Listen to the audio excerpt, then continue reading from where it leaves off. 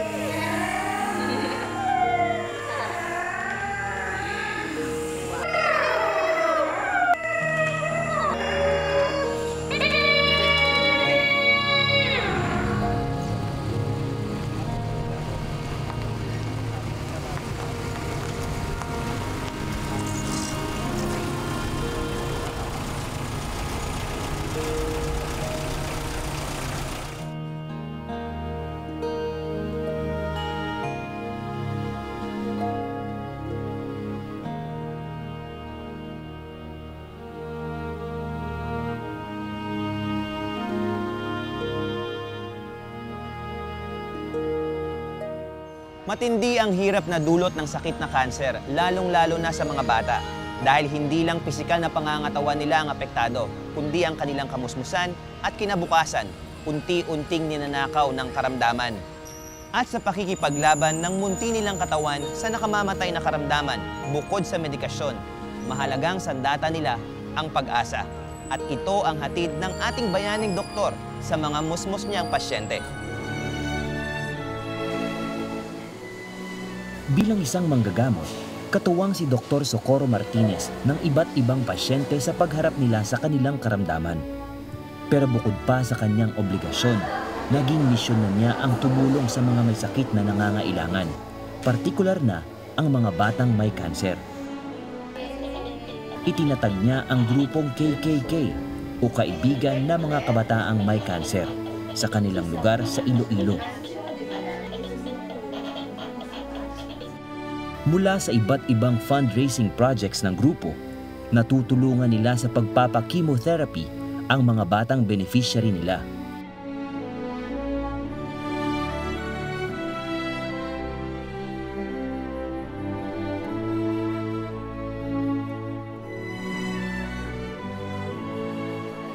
Sa mga sakit kasi na nasaksihan na niya, alam ni Dr. Socorro ang epekto ng kanser. Hindi lang sa biktima nito, kundi sa buhay rin ng kaanak at kaibigan ng pasyente. Personal niya itong naranasan nang pumanaw ang kanyang ina dahil sa gastric cancer. Maging ang kanyang lola at tiyuhin, binawian rin ang buhay dahil dito.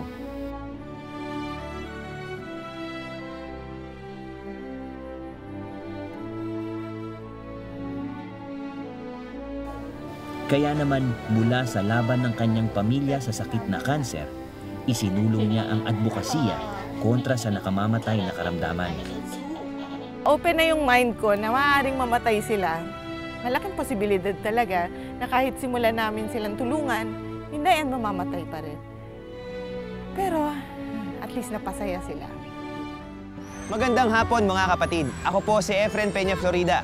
Naniniwala at sumasaludo sa mga makabagong bayaning naging patunay na ang hinahangad na pagbabago ay nagsisimula sa mga katagang ako mismo.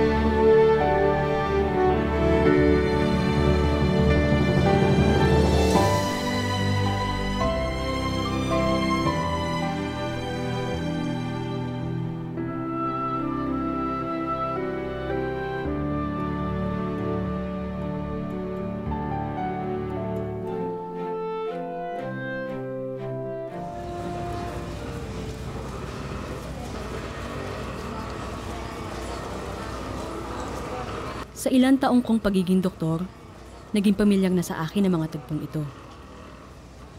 Mga bata at matatandang pasyente na pilit lumalaban sa kanilang sakit at ang mga kamag-anak na araw-araw nakasuporta sa kanila. Dito sa ospital, pansamantalang humihinto ang paglalakbay nila. Mula rito, dalawa lang raw ang direksyon na pwede nilang tahakin. Pabalik sa dati nilang buhay o kaya pabalik sa lumikha.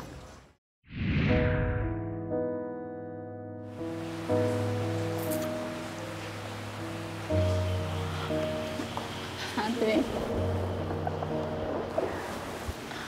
ano nang gagawin natin? Kakapatan niyang malaman ng lahat. Kaya kahit masakit man sa atin pare-pareho, kailangan natin sabihin sa kanya ang totoo. Hindi ko yata kaya sabihin sa kanya, ate. Ako na ang bahala kumausap kay Mami. Nung nalaman namin na may sakit yung mom ko, diniskusyon pa namin yung magkakapatid kung talagang sasabihin namin sa kanya na terminal na yung case niya. Iba-iba kami ng opinion, pero ang napag-usapan, parang karapatan niya na malaman kung ano yung talagang nangyayari sa body niya. And in the end, dahil ako yung doktor, ako yung kailangan magsasabi sa kanya. So pumayag ako na ako magsasabi sa kanya, pero sabi ko dapat lahat kayo nandun pag sinabi ko. And it was the hardest point in my life. Siguro mga ilang araw ako, nagsusuka ako palagi dahil kakaisip ko ng script. Paano ko sasabihin sa nanay ko na may sakit siya at wala na kaming magagawa at mamamatay na siya. Mami, magaling ka ha. Papalakas ka. Pag-uwi mo, pagluluto ka namin ng paborito mong pagkain.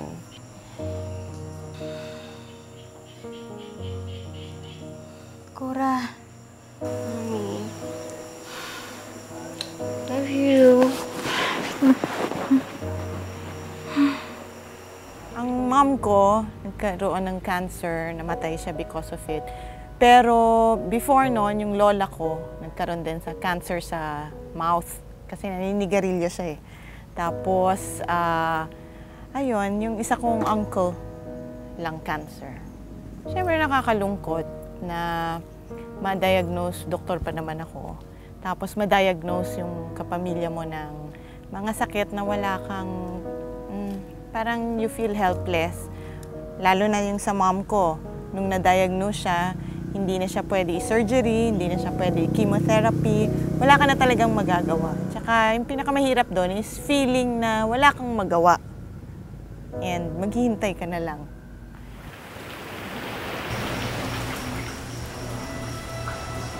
Matagal nang wala si Mommy. Alam ko, mabuti na ang kalagayan niya kung nasaan man siya ngayon. Bakante na ang higaan, tapos na ang paghihirap niya. Pero alam kong may susunod na hihiga rito. Kaya ang alaala ni Mommy ang nabigay sa akin ng ideyang simula ng isang advokasya. Hindi lang para sa pamilya namin, kundi para sa lahat ng mararatay dito.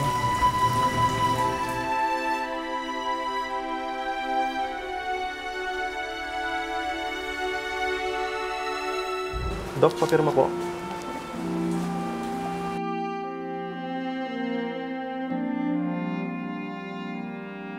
Ang mga kabataan, pag naisip mo may sakit, talagang very helpless sila.